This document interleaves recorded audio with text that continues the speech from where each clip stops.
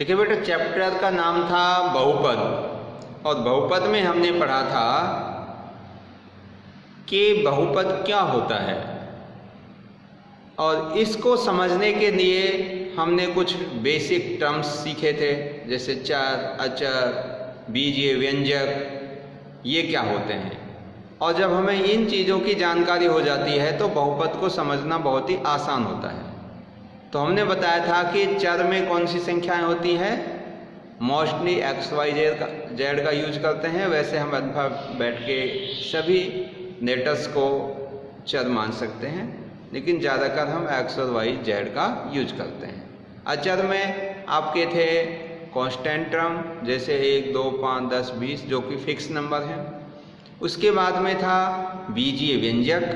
बीजीय व्यंजक में हमने चर और अचर का कॉम्बिनेशन पढ़ा था कि जिस भी बीजीय व्यंजक में चर और अचर, चाहे तो वो जोड़ की फॉर्म में हो यानी कि एडिशन फॉर्म में हो, चाहे सब्ट्रैक्शन की फॉर्म में हो, या मल्टीप्लिकेशन की फॉर्म में, या आपका किस में हो, डिवीजन की फॉर्म में हो, तो एक्स वाई जेड ये चर और 1, 2, 3, 4 ये अचर, इनका कॉम्बिनेशन, इन दोनों को अगर हम इकट्ठा कर दें तो हमारा क्या बन जाता है, बीजीय व्यंजक।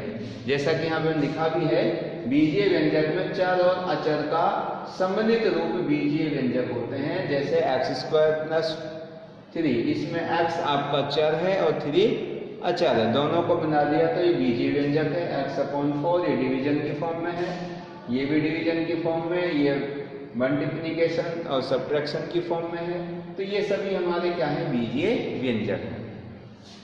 तो देखिए, बीजीय व्यंजक में हमने पार्ट 1 में ये भी देखा था कि यहाँ पर जो चर की घात होती है, जैसे यहाँ पर देखो चर की घात 1 है, इधर अगर हम देखेंगे चर की घात है जो इधर, तो x की पावर 1/2 है, और क्योंकि अंडर रूट है, ये अंडर रूट का मतलब होता है चर की घात 1/2।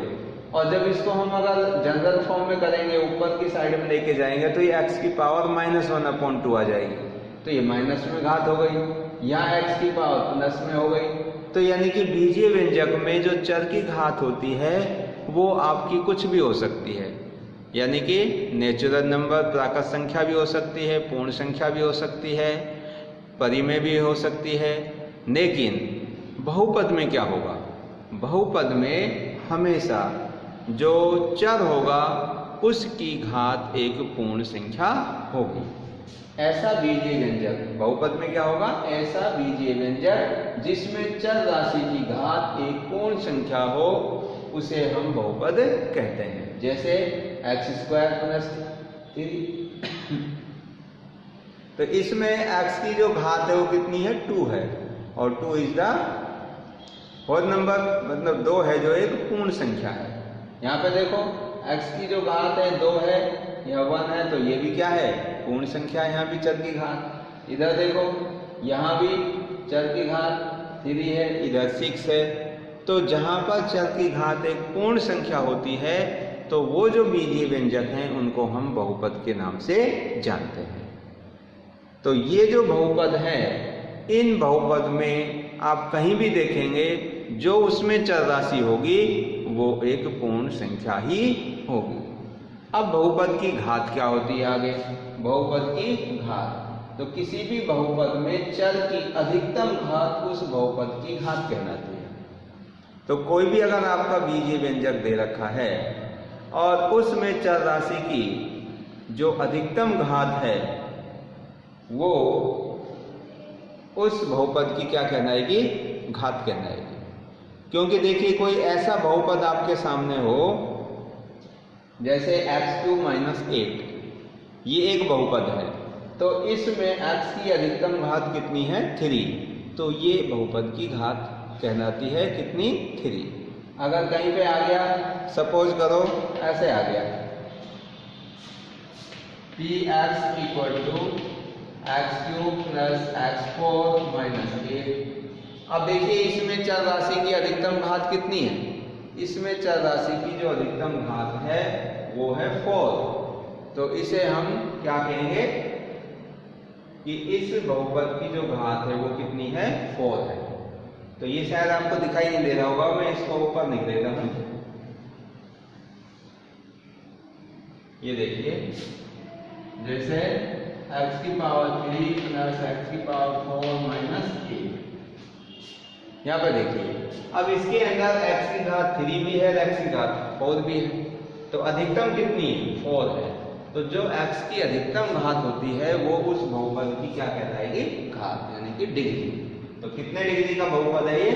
4 डिग्री का बहुपद है। ओके, अब आगे देखिए, और इससे आगे क्या पॉइंट है। तो ये लगभग हमने पार्ट 1 के अंदर इनका डिस्कस किया था। अब नेक्स्ट है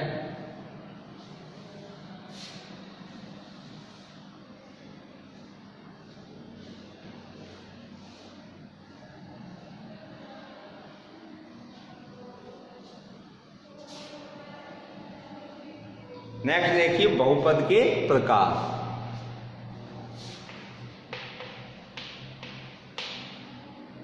बहुपद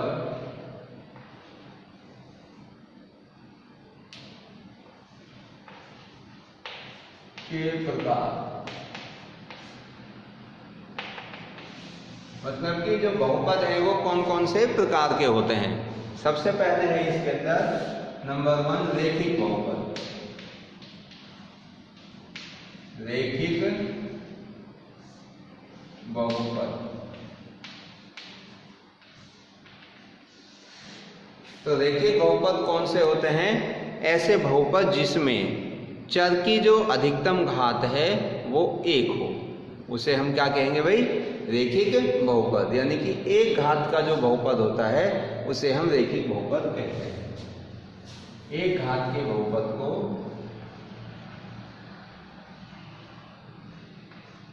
एक घात के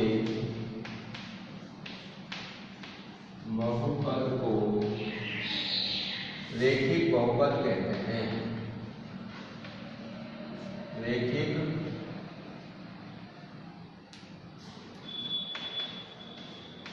बहुपद कहते हैं। जैसे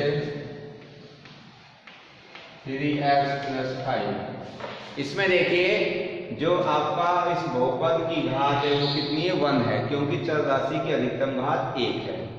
तो ये कौन सा बहुपद हुआ? रैखिक बहुपद। और भी बन सकते हैं, जैसे आपने लिख दिया भाई x - 2, ये भी आपका रैखिक बहुपद है। नेक्स्ट देखो, अब आता है द्विघात बहुपद।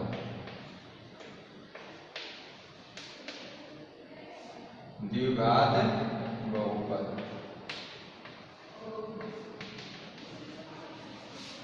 अब जैसा कि नाम से पता चल रहा है द्विघात, ऐसा बहुपद जो 2 घात का हो उसे हम द्विघात बहुपद कहते हैं।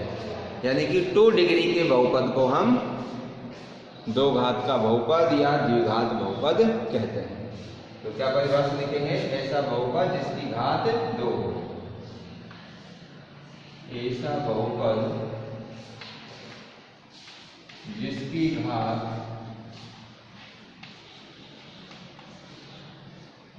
घात 2 हो उसे द्विघात बहुपद कहते हैं। उसे द्विघात बहुपद कहते हैं। जैसे 2x² + 3x + 5, ये आपका एक द्विघात बहुपद है।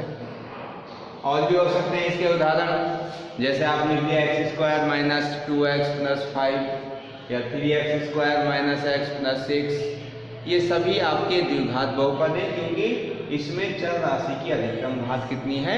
2 है। अब देखिए, ज्यादातर जो भी हम बहुपद होते हैं उसको एक सिंबल से रिप्रेजेंट करते हैं। अगर किसी भी बहुपद में जो चर है वो x है तो उसको px से रिप्रेजेंट कर देते हैं।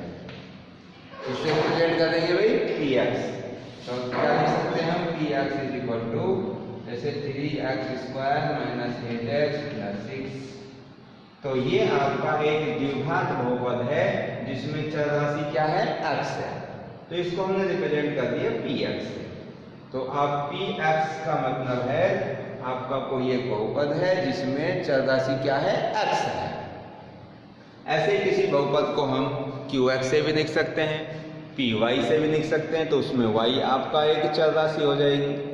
आप gx से भी लिख सकते हैं, तो gx से लिखेंगे तो उसमें चर राशि x हो जाएगी। अगर gy है ब्रैकेट में तो उसमें चर राशि y हो जाएगी। तो ये हमारे सारे क्या हैं, द्विघात बहुपद है। अब आगे देखते हैं इस द्विघात बहुपद का जो व्यापक रूप है वो क्या होता है।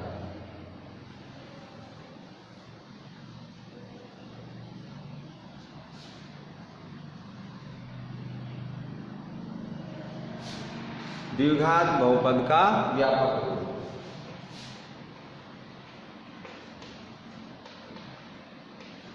द्विघात बहुपद का व्यापक रूप।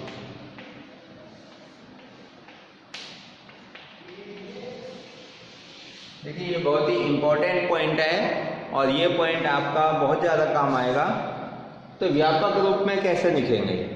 देखिए द्विघात बहुपद का जो व्यापक रूप है वो ये होता है ax² प्लस का bx प्लस c।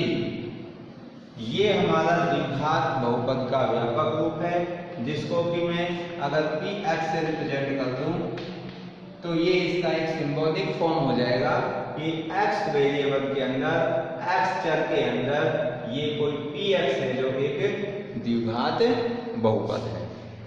इसके अंदर x चर के अंदर p से मतलब यहाँ बन जाएगा आपका बहुपद, और ये इसका कैसा रूप है, व्यापक रूप, जिसमें एक ही वैल्यू आपकी 0 नहीं हो सकती।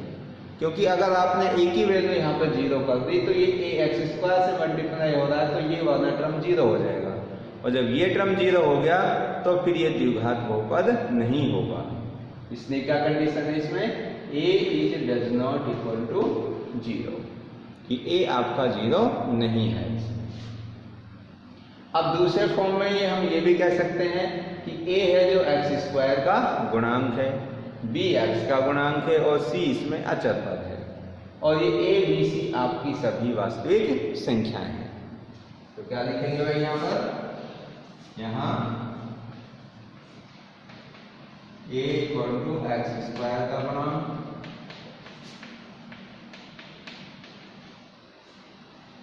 b इक्वल टू x का गुणांक और c इक्वल टू अचर।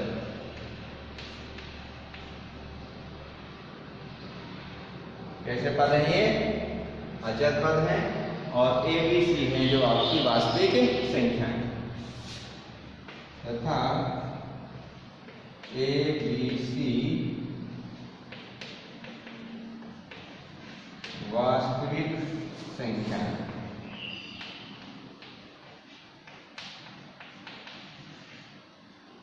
तो ये वास्तविक संख्याएं, जैसे a है x² का गुणांक, तो a कोई वास्तविक संख्या होगी, जैसे 2 हो सकता है, 3 हो सकता है, √2 हो सकता है। तो ये सभी आपकी abc वास्तविक संख्याएं हैं, और ये a है जो x² का गुणांक भी है, b x का गुणांक है, c है जो अचर पद है। अब देखिए जो ये द्विघात बहुपद है, इस द्विघात बहुपद के संगत अगर हम कोई समीकरण बनाएं, अगर ये आपकी द्विघात बहुपद है, इसके अकॉर्डिंग हम कोई भी एक समीकरण बनाएं, यानी कि इक्वल टू में 0 कर दें, तो ये समीकरण बन जाएगी। और इस द्विघात बहुपद की समीकरण से अगर हम एक ग्राफ ड्रॉ करें, एक ग्राफ खींचें, तो जो ग्राफ आता है उसकी शेप, आकृति है जो परवलय टाइप की आती है। कैसी आती है भाई, परवलय। तो ये भी एक इम्पोर्टेंट पॉइंट है, इसको भी नोट करेंगे।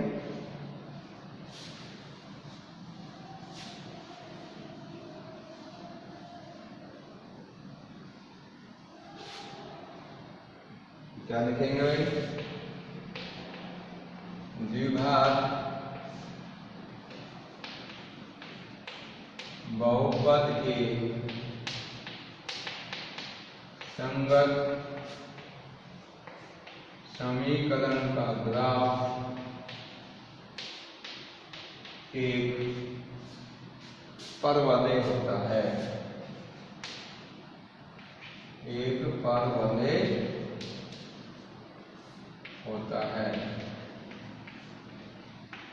जैसे मैंने आपको इसका थोड़ा सा डिस्कशन पार्ट 1 में भी किया था कि अगर ये जैसे आपके दो परपेंडिकुलर लाइन है, इसको हमने एक्स एक्सिस के नाम दिया था, इसको वाई एक्सिस, ये नेगेटिव एक्स एक्सिस, ये नेगेटिव वाई एक्सिस, ये ओरिजिन पॉइंट था।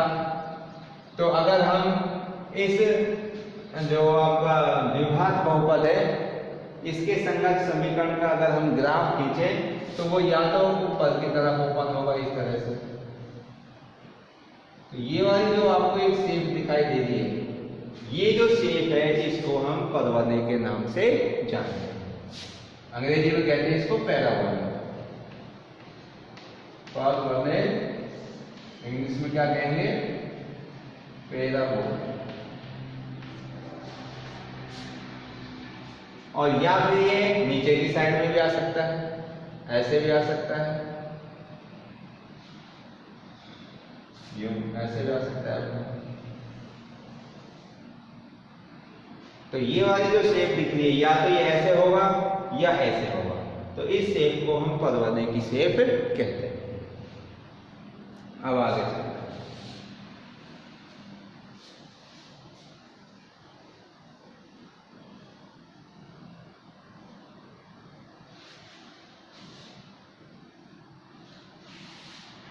अब हमने द्विघात बहुपद पढ़ा, अब इसके बाद है त्रिघात बहुपद। त्रिघात बहुपद,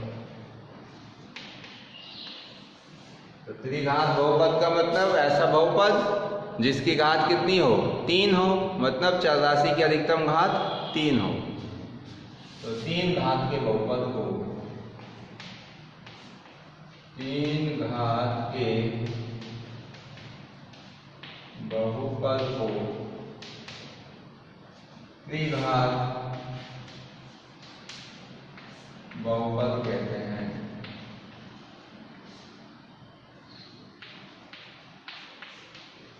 जैसे कि x is equal to x cube plus 2x square plus, इसको कर देता हूँ मैं 5x माइनस 8। ये आपका 3 घात का बहुपद है, क्योंकि इसमें चर राशि की जो अधिकतम घात है वो 3 है। तो ऐसे बहुपद को हम त्रिघात बहुपद कहते हैं। ठीक है भाई, अब आगे चलिए।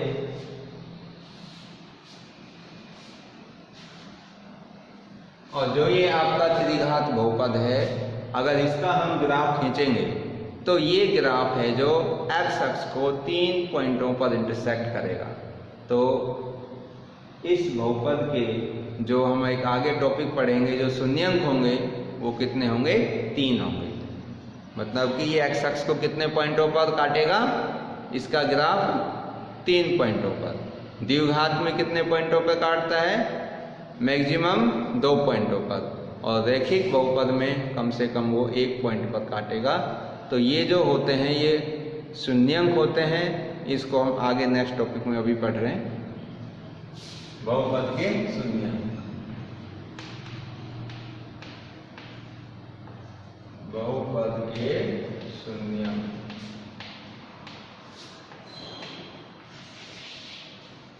अब देखिए ये इंपॉर्टेंट टॉपिक है, इसको समझना है कि बहुपद के शून्यंक क्या होते हैं। शून्यंक का मतलब है, जैसे सपोज करो आपके पास में कोई बहुपद है, ये वाला ये px कोई बहुपद है, और इस px है जो इस फॉर्म में है x माइनस 2, जिसमें चर राशि क्या है? x है। अब इस बहुपद का शून्यंक क्या होगा? शून्यंक का मतलब वह अंक जिसको इस चर राशि के स्थान पर रख दें तो इस बहुपद की वैल्यू 0 आ जाए। 0 मतलब 0 आ जाए, तो उस अंक को हम क्या कहेंगे? शून्यंक कहेंगे। तो शून्यंक को दोबारा से समझिए, व्हाट इज शून्यंक? इसको अंग्रेजी में 0 बोलते हैं। कि इस बहुपद का शून्यंक क्या होगा? कि चर राशि की वह वैल्यू, चर राशि का वह मान जिसको इस बहुपद में चर के स्थान पर पुट करें, चर के स्थान पर रखें, तो इस बहुपद की वैल्यू क्या बन जानी चाहिए, 0 बन जानी चाहिए। तो वो अंक उस बहुपद का एक शून्यंक कहलाता है। जैसे अब आप बताइए कि यहाँ पर मैं x के स्थान पर क्या रखूं जिससे इस px की वैल्यू 0 आ जाए। तो आपको दिखाई दे रहा होगा कि यहाँ पर x - 2 है। अगर मैं x के स्थान पर 2 रख दूं तो 2 - 2 क्या हो जाएगा, 0, और इस px की वैल्यू क्या आ जाएगी, 0 आ जाएगी। तो x बराबर 2 इस बहुपद का क्या है, एक शून्यंक है। आगे बात समझ में? तो इसी चीज को लिखेंगे हम।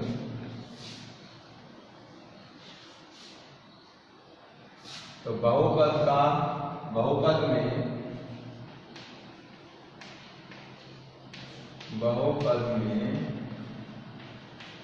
चर का वह मान जिसे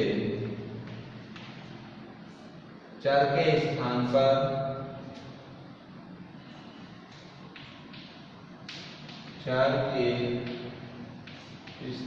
पर रखने से उस बहुपद का मान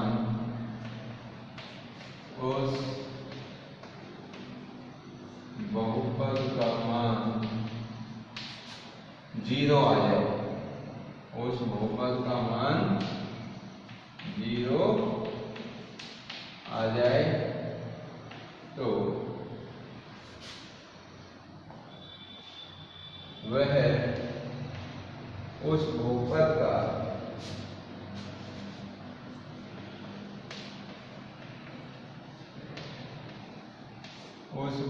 का शून्यंक कहलाता है, शून्यंक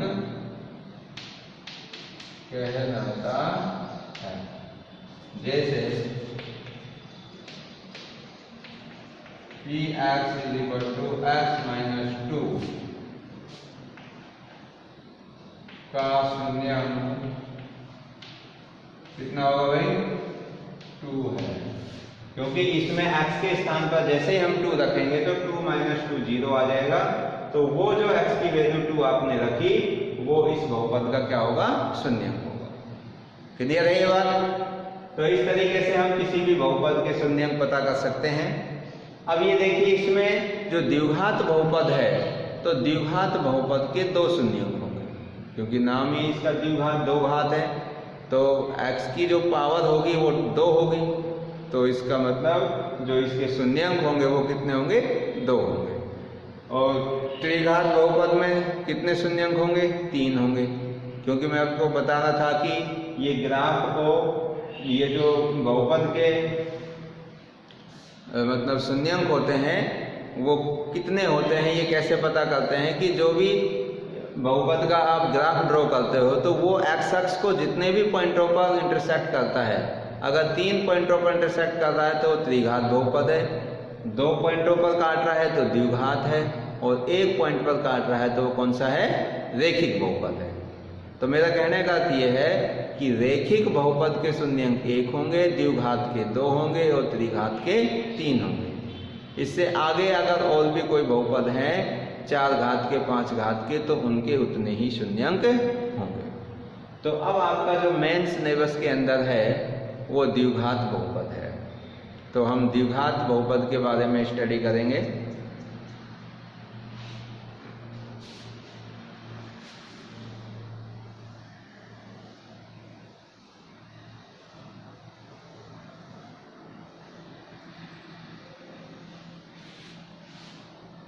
देखिए, द्विघात बहुपद के शून्यंक।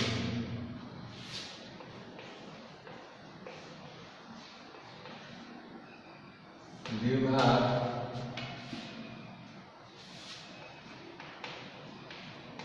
बहुपद के शून्यंक।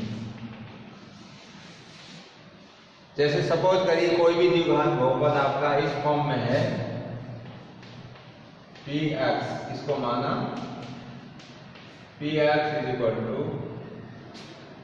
ए X square plus B X plus C. कोई भी द्विघात इस फॉर्म में है तो इस द्विघात बहुपद के कितने शून्यंक होंगे? 2 होंगे। और उन दोनों शून्यंकों को मैं एक नए सिंबल से रिप्रेजेंट कर रहा हूं और जिनका नाम रख रहा हूं अल्फा और बीटा। क्या नाम रख रहा हूं भाई? अल्फा और बीटा। माना P X is equal to A X square plus B X plus सी।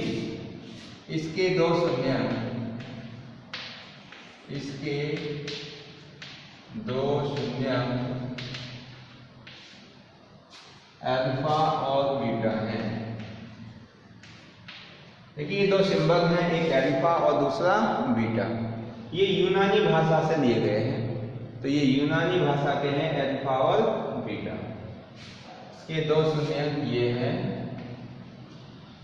अब क्या है कि इन दोनों शून्यंकों में और जो इस द्विघात बहुपद में कोफिशिएंट हैं, जैसे एक्स स्क्वायर का कोफिशिएंट ए, एक्स का कोफिशिएंट बी, इनमें एक संबंध होता है। उस संबंध को मैं यहाँ पे लिखने जा रहा हूँ और जो कि बहुत ही इंपॉर्टेंट रिलेशन है। वो क्या है? देखिए, तो द्विघात बहुपद के शून्यंक और द्विघात बहुपद में गुणांकों के बीच में संबंध क्या होता है?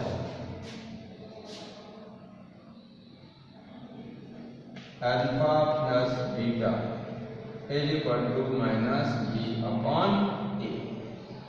ये अल्फा और बीटा क्या है? 2 शून्यंक है। और बी और ए क्या है? बी एक्स का गुणांक है और ए है जो एक्स स्क्वायर का गुणांक है। तो ये एक इंपॉर्टेंट रिलेशन होता है।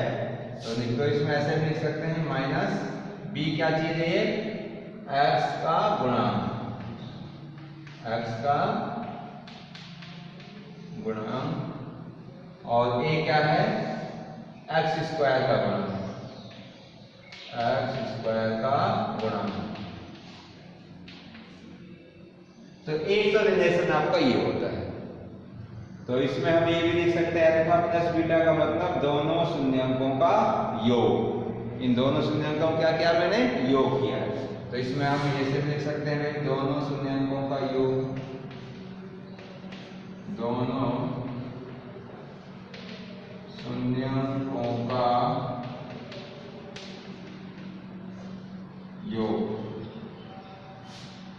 बराबर माइनस एक्स का गुणांक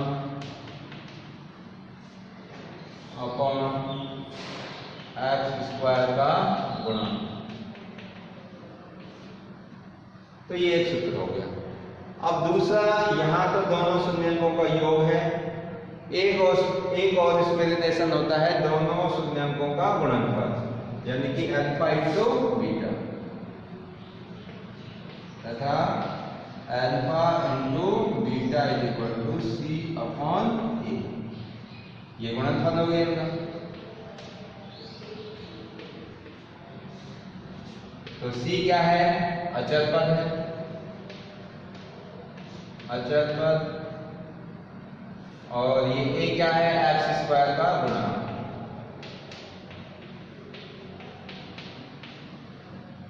ये हो गया एक्स स्क्वायर का गुणांक। तो एक फॉर्मूला ये हो गया आपका।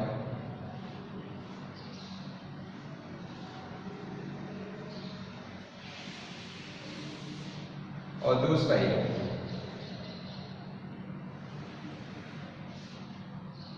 ये दोनों इंपॉर्टेंट हैं। ये मतलब एक तरह से सूत्र टाइप में होते हैं, तो इनको हमें याद रखना है। अभी देखिए, अब इसमें एक टॉपिक और बचा हुआ है, उसको भी आज हम फिनिश कर लेते हैं। बहुपदों के लिए विभाजन एल्गोरिथम।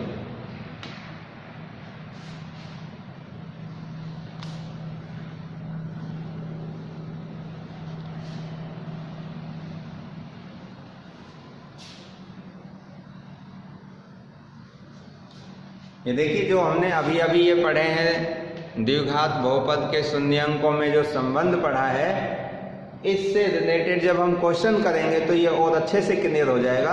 अभी सिर्फ आप इसको जो मैंने बताया है इसी को कॉपी के अंदर नोट डाउन करना है और समझने की कोशिश करना कि अल्फा बीटा क्या है। ये कोई भी द्विघात बहुपद के दो शून्य अंक हैं और उनमें ये रिलेशन जो मैंने अभी समझाया था। अब एक टॉपिक और बच रहा है इसके अंदर, बहुपदों के लिए विभाजन अलगोरिथम। बहुपदों के लिए विभाजन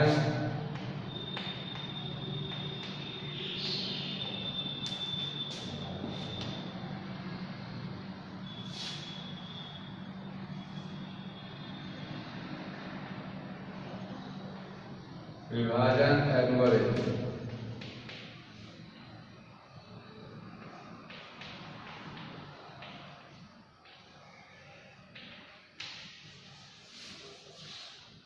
देखिए जैसे आपने फर्स्ट चैप्टर में पढ़ा था यूक्लिड विभाजन एल्गोरिथम, तो वहां पर आप जब कोई भी दो नंबर्स का एचसीएफ निकालते थे तब हम यूज करते थे।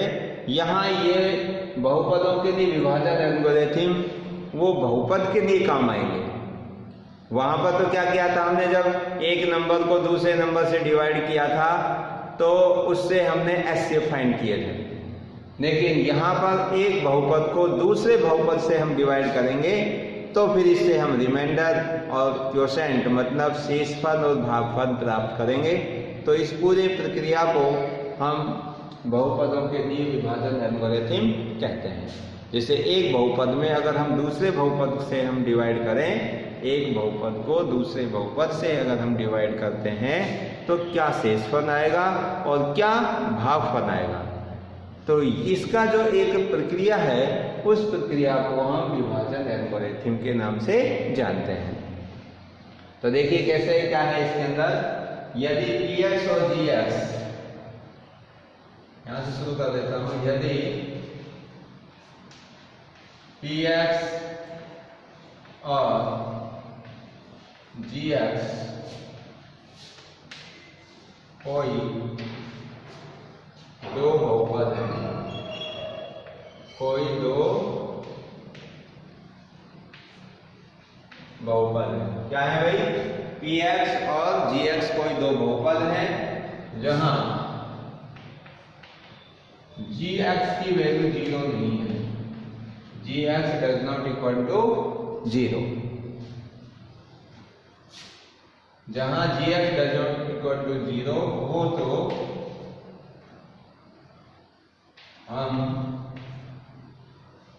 बहुपद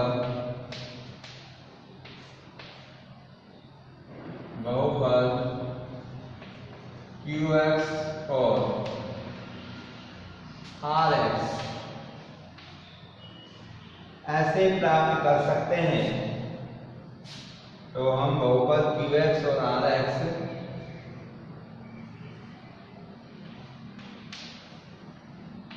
ऐसे प्राप्त कर सकते हैं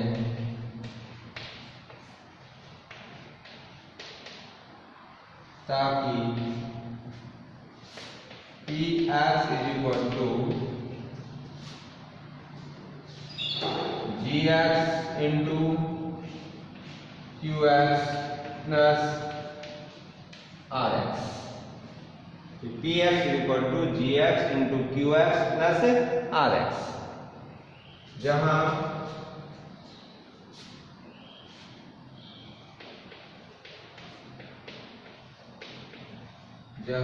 rx इज इक्वल टू 0 या rx की वैल्यू है या rx की घात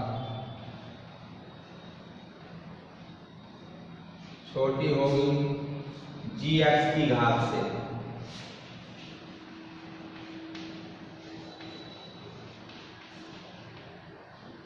या तो rx 0 होगा या rx की घात gx की घात से क्या होगी, छोटी होगी। तो ये इसके अंदर कंडीशन है जो कि आपको याद रखनी है। देखिए ये जो पूरा आपको एक कंसेप्चुअल स्टेटमेंट यहाँ पे दिया गया है, ये क्या है कि बहुपदों के लिए विभाजन एल्गोरिथम, इसको थोड़ा सा आपको समझना पड़ेगा कि अगर एक बहुपद में हम दूसरे बहुपद का भाग दें, तो एक बहुपद में दूसरे बहुपद का भाग दें तो उसमें शेष पद भी आएगा और भागफल भी आएगा। तो ये इसी बात को कह रहा है कि यदि px और gx कोई दो बहुपद हैं जहां gx की वैल्यू 0 नहीं है, नहीं gx does not equal to 0 हो, तो हम बहुपद qx और rx ऐसे प्राप्त कर सकते हैं ताकि px की वैल्यू इस फॉर्म में हो, gx into qx plus rx, जहां rx की वैल्यू 0 है या rx की घात gx की घात से क्या है, छोटी है। अब देखो ये वाला स्टेटमेंट कैसे समझ में आएगा, इसके लिए जब हम क्वेश्चन करेंगे तो क्वेश्चन से ये वाला जो स्टेटमेंट है वो अच्छे से समझ में आ जाएगा, क्योंकि जब एक एग्जाम्पल के थ्रू हम इसको क्लियर करेंगे तो ये पूरी तरीके से आपको समझ में बैठ जाएगा। देखो, और इसको मैं थोड़ा सा और अगर डिटेल में इसके जाना चाहूँ तो आपने जो यूक्लिड विभाजन एल्गोरिथम पढ़ा था तो वहाँ क्या पढ़ा था, जैसे सपोज करो आपने 13 के अंदर इधर देखते हैं, जैसे आपने सपोज करो इसको यहाँ से मिटा,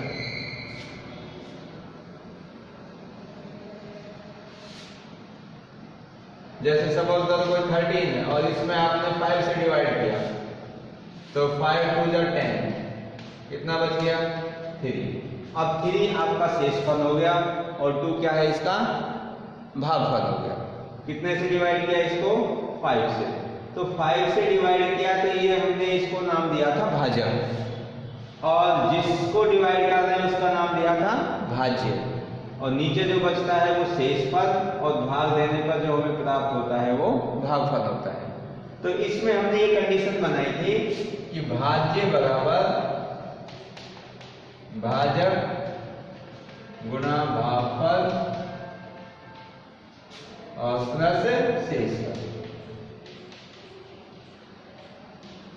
भाग नहीं है, अब भाज्य हमारा कितना है 13, भाजक कितना है 5 और भागफल कितना है 2 और शेषफल कितना है 3। तो 5 2 10 प्लस 3 इज इक्वल टू 30। तो ये दोनों साइड आ गई बराबर। तो ऐसे यहाँ पर तो क्या थी, इस विभाजन एल्गोरिथम के अंदर यहाँ तो आपके अंक थे, नंबर थे, और यहाँ क्या है बहुपद है, और उन बहुपदों को एक को नाम px दिया, एक का gx, qx और rx। तो हमने क्या किया कि इस px को डिवाइड किया किससे, gx से। तो px को जब gx से डिवाइड किया तो भागफल क्या है हमारा qx, और शेषफल कितना बचा rx। तो इसमें ये कंडीशन होती है कि या तो जो आपका शेषफल है वो 0 होगा, या फिर शेषफल की जो घात है वो इस भाजक की घात से क्या होगी, छोटी होगी। ये जब हम क्वेश्चन सॉल्व करेंगे तो उनमें अच्छे से आपको ये क्लियर हो जाएगा। तो ये इसके की पॉइंट थे, इन की पॉइंट्स को आप कॉपी में राइट डाउन करिए, और यहाँ से आगे की जो क्लास है उसके अंदर हम आपको बताएंगे कि ये जो आपने विभाजन एल्गोरिथम का स्टेटमेंट पढ़ा है इसको क्वेश्चन के द्वारा हम कैसे डिवीजन करेंगे, वो सारा प्रोसेस हम क्वेश्चन में आपको समझाएंगे। तो बस आज इतना ही। So thank you and thank you very much.